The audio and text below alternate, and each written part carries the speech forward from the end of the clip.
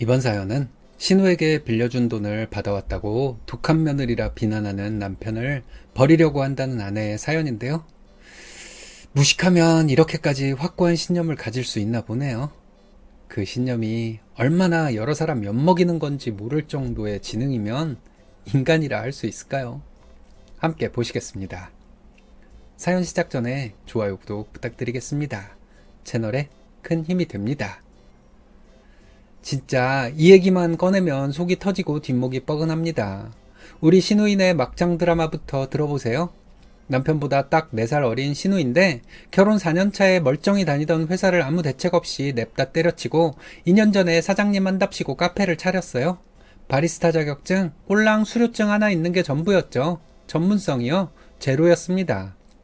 처음에 심해부가 회사 다니면서 도왔는데요. 신우 남편은 사람이 참 좋고 착한데 신우이한테 꽉 잡혀서 신우 하자는 대로 다 하는 물렁물렁한 게 탈이에요. 신우 남편까지 저렇게 되는 거 보면서 답답해서 암 걸릴 지경이었죠. 그러다가 1년 뒤엔 신우이 등살에 밀려 아예 신우 남편도 퇴직을 하고 가게에 올인했어요. 아주 둘이 신나서 자영업 사장님 놀이를 하더군요.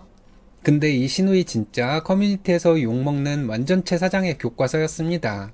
커피 맛은 제대로 알지도 못하면서 원두는 무조건 싸구려 대량으로 받아쓰고 음식 재료도 다 기성품 시럽이나 파우더 갖다 쓰는 주제에 누가 맛에 대해 조금이라도 지적하거나 태클 걸면 원래 이 맛이에요 하면서 짜증내고 손님하고 싸우기 일쑤였죠. 손님 회전이 잘 될 리가 있나요? 원두를 대량으로 싸게 받아놓고 못 파니까 나중에 홀에 꿉꿉하고 쿰쿰한 냄새가 진동을 하고 원두가 시큼해지는데도 에이 괜찮아 아직 쓸만해 라며 그냥 썼대요. 과일도 마찬가지였죠. 대형마트에서 왕창 사다 놓은 과일은 금요일쯤 되면 시들하다 못해 곰팡이 필 지경까지 갔었거든요. 이거는 장사가 아니라 손님들한테 유통기한 지난 쓰레기를 판 거나 다름없잖아요. 그러니 당연히 단골은커녕 한 번 온 손님도 다시는 안 오죠. 결국 지인들한테만 팔아먹는 지인 장사만 하다가 개털되고 가게 내놨답니다. 꼴 좋다 싶으면서도 속이 편치 않은 이유가 있죠. 저희는 자가 마련하려고 진짜 밥그릇 긁어가면서 옷 한 벌 제대로 안 사입고 먹을 거 아껴가면서 악착같이 돈 모았고 제가 비상금으로 붓는 통장만 7개 있어요. 근데 신우이가 급하다고 징징거려서 그 중에 2개를 깨서 신우한테 4천만 원을 빌려줬죠. 빌려줄 때도 남편이랑 진짜 이혼 직전까지 피 터지게 싸웠는데 남편이 신우이한테 홀랑 넘어가서 내 강력한 반대를 무시하고 그 돈을 덜컥 빌려준 거예요. 한 치 앞도 못 보고 가족이라는 감정파리에 넘어가서 우리 공동자산 4천만 원을 홀라당 날려버린 남편의 그 멍청하고 한심한 결정 때문에 지금 우리 가족 전체가 월세 탈출은커녕 벼랑 끝에 서게 된 거죠. 그 돈은 신우이의 무책임한 사업 실패에 탕진되라고 빌려준 게 아니라 우리 아들내미의 안전한 보금자리와 우리 부부의 최소한의 노후를 위한 생명줄 같은 돈이었다고요. 이 사실을 생각하면 지금도 머리털이 쭈뼛 서고 분노가 치밀어 오릅니다. 남편은 제가 돈을 당장 지금 이 순간 받아야 한다고 하니까 가족한테 너무 독한 거 아니냐며 저를 몰아세우는데 그 말을 듣고 있으려니까 진짜 속에서 천불을 넘어 활화산이 폭발하는 기분이었습니다. 제 귀에는 남편이 저를 비난하는 말이 아니라 자기는 자기 가족 돈 날려도 되니까 신우이 감정이나 맞춰줄 거라고 외치는 멍청한 궤변으로만 들렸어요. 남편은 신우이가 가게 망해서 얼마나 속상하고 힘들겠냐면서 가족인데 야반도주 할 것도 아니고 1, 2년 뒤에 천천히 받아도 되는 거 아니냐 너무 몰아세우지 마라 하며 저를 달래려 하더군요. 아 진짜 남편은 내가 독한 게 아니라 현실적인 거라고 왜 이 당연한 사실을 이해를 못하는 건지 이해가 안 갔습니다. 남편 눈에는 그때 신우이의 속상한 감정만 안쓰럽게 보였던 건지 신우이의 그 무책임하고 막가파식 사업 방식을 보고도 남편은 그딴 소리가 입에서 나오는지 실력도 없는데 태도까지 최악이었던 그 인간이 지금 권리금 받아서 빚부터 안 갚으면 나중에 그 돈으로 또 다른 터무니없는 망할 사업이나 무계획적인 생활비로 홀라당 날려버릴 게 뻔하다 못해 확실하잖아요. 지금 못 받으면 평생 못 받는다는 걸 나 혼자만 알고 있다는 게 너무 안타까웠어요. 그게 남편의 멍청한 결정 때문에 내가 4천만 원을 걸고 절실하게 깨달은 가장 뼈아픈 현실이었습니다. 저는 그때 남편이 자기 여동생을 걱정할 때가 아니란 신념을 가지고 있었습니다. 남편의 그 한심하고 멍청하며 눈치 없는 착한 척 때문에 우리 아들을 위한 자가 마련 계획이 전부 박살나고 온 가족이 위험에 처하게 생겼으니까요. 가게 팔아서 권리금 나오면 첫 번째로 갚아야 할 건 은행빚이 아니라 절박한 우리에게 빌린 이 4천만 원 아닌가요? 망했으면 최소한의 도의적 금전적 책임은 져야죠. 시누이의 속상함보다 저희 가족의 생존이 훨씬 더 절박하고 우선순위가 높다고 생각한 건 저 혼자였나 봐요. 남편은 왜 이 상식적인 순위를 이해하지 못하고 자꾸 감정 싸움으로 끌고 가려 하는지, 시누이 비위 맞추느라 우리 가족이 이사도 못하고 평생 월세 살면서 거지꼴 되는 건 안 보이는지 답답함이 이루 말할 수 없을 정도였어요. 가족의 희생을 당연시하는 사람에게 냉정하게 대하는 건 못된 짓을 하는 게 아니지 않나요?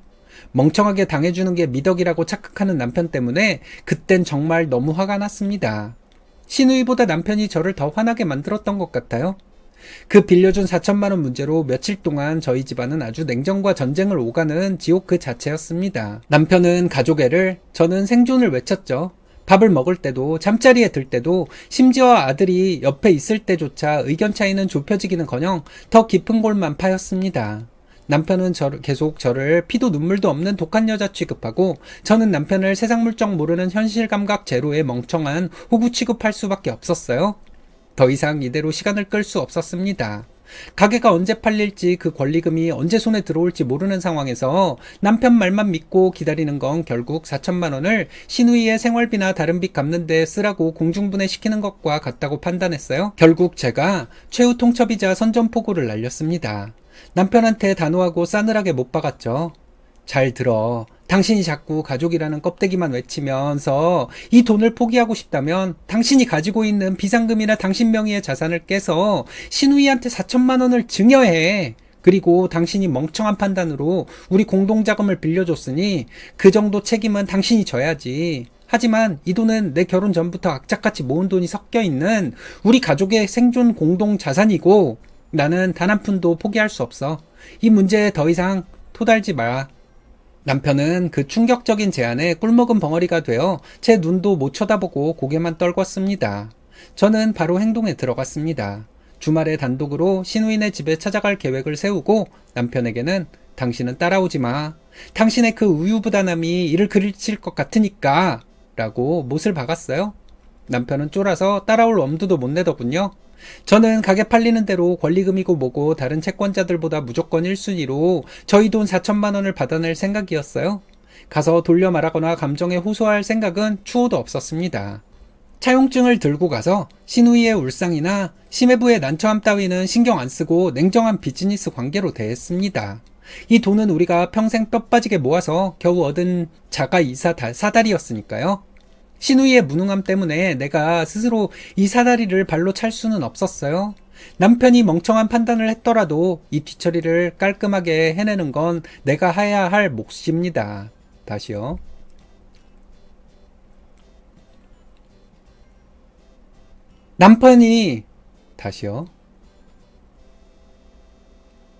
남편이 멍청한 판단을 했더라도 이 뒤처리를 깔끔하게 해내야 하는 건 내가 해야 할 몫입니다. 독하든 뭐든 저는 내 가족의 생계와 미래를 지키는데 한치의 양보도 없어야 한다고 생각했습니다. 제가 독한 며느리가 맞냐고요? 이 질문에 대한 제 대답은 단호합니다. 네, 맞습니다. 저는 제 가족을 지키는 일에는 기꺼이 독해질 겁니다. 저를 독하다고 비난하는 남편의 말은 멍청한 사람이 현실을 외면하고 내뱉는 변명과 궤변일 뿐이지 않나요? 제가 시누이에게 냉정하게 구는 것이 아니라 무책임한 사람에게 상식적인 요구를 하는 것뿐인데 왜 그걸 독하다고 공격하는지 모르겠더군요.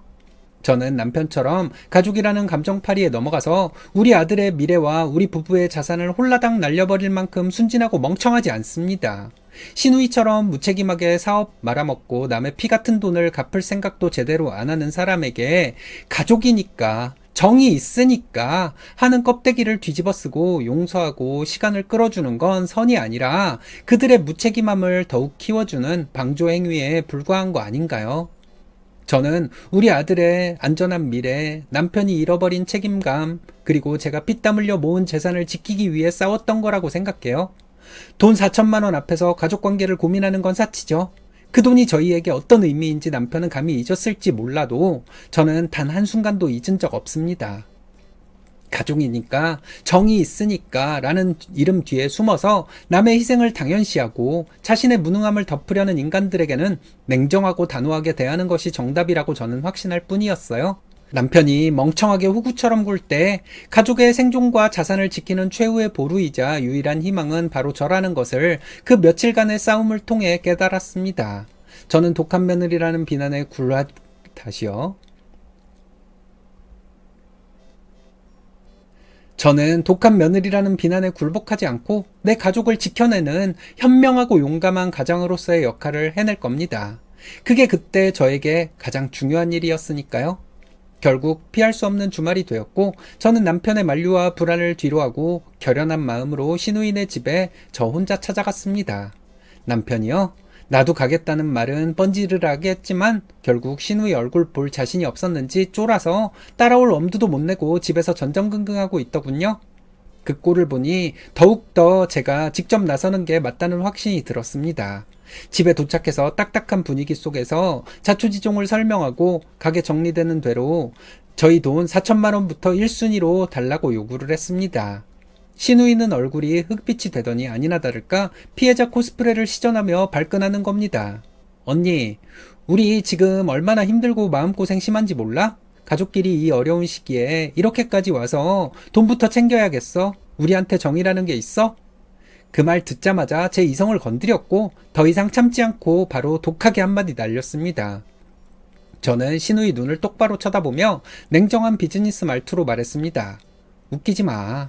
가족은 가족이고 돈은 돈이야. 우리는 아가씨의 무책임한 사업 실패에 탕진하라고 4천만 원 빌려준 거 아니야.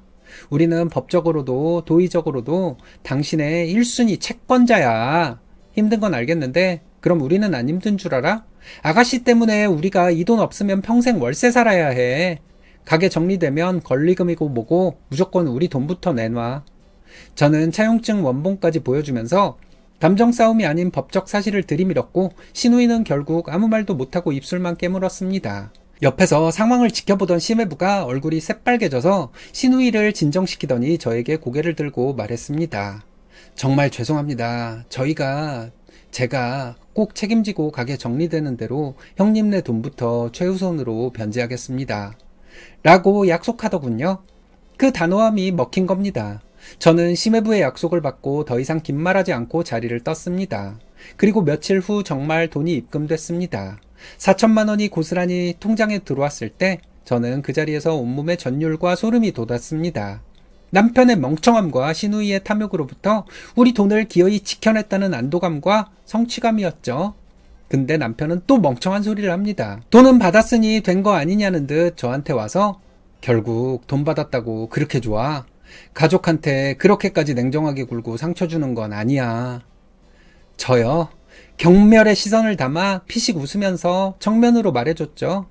당신처럼 멍청하게 가족 타령만 하면서 살았다면 우리는 이 돈 평생 못 받고 시누이한테 돈 떼이고 거지됐어. 나는 최소한 내 가족의 미래를 지켰어. 당신처럼 호구처럼 살지 않을 거야. 당신은 우리 가족을 지킬 능력이 없다는 걸 스스로 증명해놓고 내가 이룬 업적을 시기질투하고 앉아있어? 한심한 짓을 해놓고 부끄러운 줄도 몰라? 그 뒤로 남편과 한참 냉정기간을 가졌어요.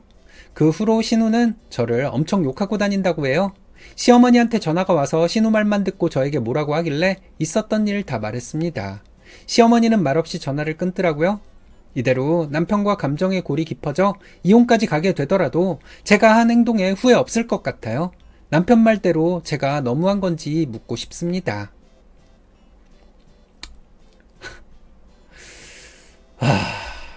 이런 아내가 있으면 업고 다녀야 하는 거 아닌가요? 아니, 내가 싼 똥을 쫓아다니면서 치워주는 아내인데 여기서 이기적인 사람은 아내가 아니라 남편이잖아요. 남편이 오히려 더 독한 사람이고요. 끝까지 자기 감성팔이하기 위해서 지 아내랑 자식까지 희생시키려는 것처럼 독한 짓이 또 어디 있을까요?